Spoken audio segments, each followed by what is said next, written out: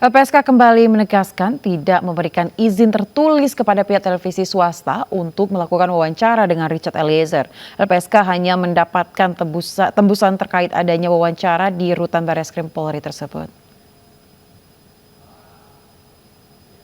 Sebagaimana preskon kami di Jumat kemarin ya, bahwa sampai hari ini ya, sampai kami memutuskan, pimpinan LPSK memutuskan penghentian perlindungan, ya memang tidak ada persetujuan dan izin tertulis yang kami berikan kepada stasiun swasta maupun kepada kuasa hukum dari RE itu sendiri.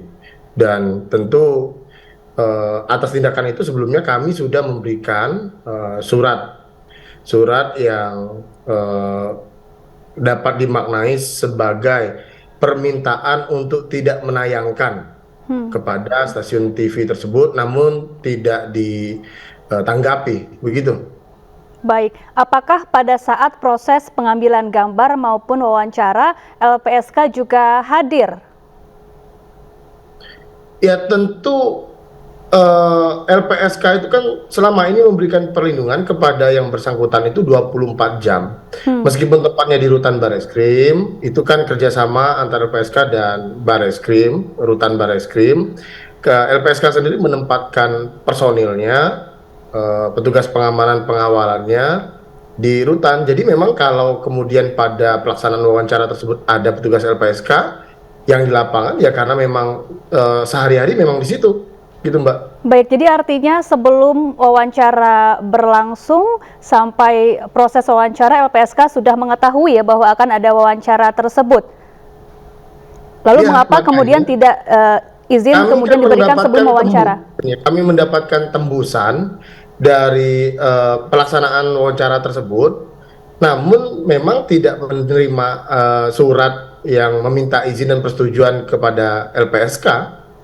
Tembusan kan tidak dimaknai sebagai izin dari LPSK, begitu Mbak. Baik. Pak Ruli, ini kemudian Ditjenpas Kemenkumham menyebut bahwa pihaknya memberikan izin untuk Eliezer diwawancarai oleh salah satu media televisi karena Eliezer memang bersedia untuk diwawancara. Apakah jika memang Eliezer bersedia untuk diwawancarai, ini sah-sah saja atau melanggar peraturan perlindungan saksi dan korban? Iya, ada gini. Jadi LPSK dalam melaksanakan perlindungan tidak hanya terhadap Eliezer itu selalu mengacu kepada Undang-Undang Perlindungan Saksi dan Korban. Pada Undang-Undang Perlindungan Saksi dan Korban dijelaskan, tertulis ya pasal 30 itu bahwa